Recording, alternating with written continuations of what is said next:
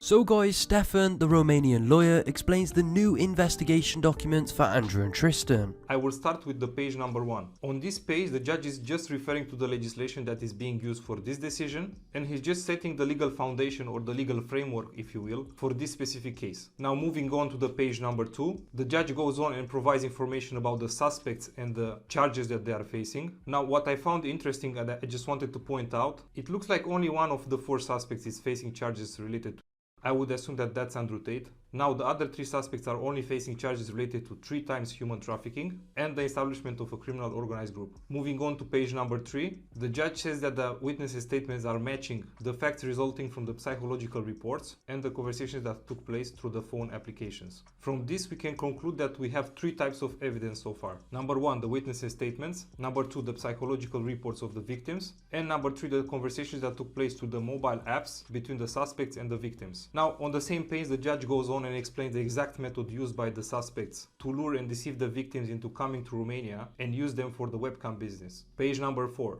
On this page we have a part that is referring to the charges, and the judge acknowledges the following. Number 1, the suspects deny the accusations. Number 2, the only evidence provided so far by the prosecutor in regards to the is a statement made by the witness. And number 3, further evidence is required in order for the minimum standard of evidence to be met and the suspect to be found guilty of rape. This means that the judge is expecting further evidence in order to move forward with this charge. On the same page, the judge explains that during the investigation phase, it is not necessary that they have enough evidence to keep the suspects under arrest, and refers to a few past decisions made by the European Court of Human Rights in other similar cases. Moving on to page number 5, the judge confirms that the investigation started 9 months ago and that is currently ongoing. He also points out that the fact that the suspects are being under arrest does not mean that they are proven guilty, and in fact they are considered innocent until proven guilty. The judge says that he wants to keep the suspects under arrest because they are recognized internationally, but also because they are facing serious charges, and if they are set free, that could harm the public order by creating social insecurity. The fact that they have huge exposure on social media and the fact that they have a lot of attention from the news media also plays a key role on this decision. The judge goes on and says that one of the big threats of setting them free would be the society's perception in regards to the act of justice. He actually says something like, if we set them free, the people will lose faith in the legal system because the charges that they are facing are serious, while a gentle reaction to this situation will create social insecurity.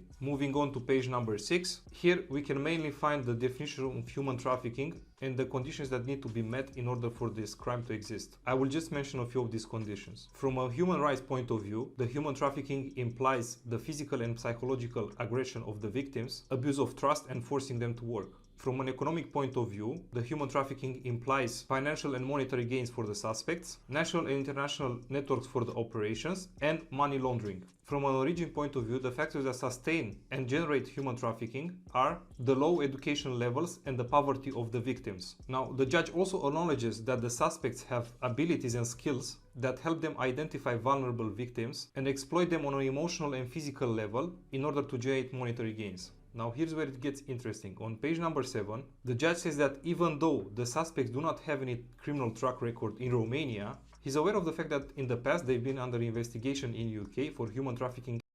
He also says that based on the audio-video evidence posted by the suspects on social media, he is aware of the attitude of the suspects in regards to seeing women as tools to make fast and easy money. Now, in regards to the defense, the judge says that he does not agree with the defense saying that in the audio-video evidence, the suspects were playing a persona or a character, and that's mainly because they had the same attitude towards the victims. He's basically saying, hey, since you treated the victims in the same way that you are showing yourself to the public on the social media, it's hard for me to believe that you are playing a persona or a character. Now, moving on to page number 8, the judge also adds the fact that setting the suspects free will present a high risk of them escaping the country and going to a place where there's no extradition treaty with Romania. That's exactly what I've told you in my previous videos, guys, if you remember. And lastly, on page number 9, it is just the decision to keep the suspects under arrest for 30 days, and that's pretty much it. Now, in my opinion, based on what I've read in this legal document, I think the Tate brothers are going to have a hard time defending themselves, and this is mostly because all the audio-video recordings that are available on the internet can and will most likely be used against them.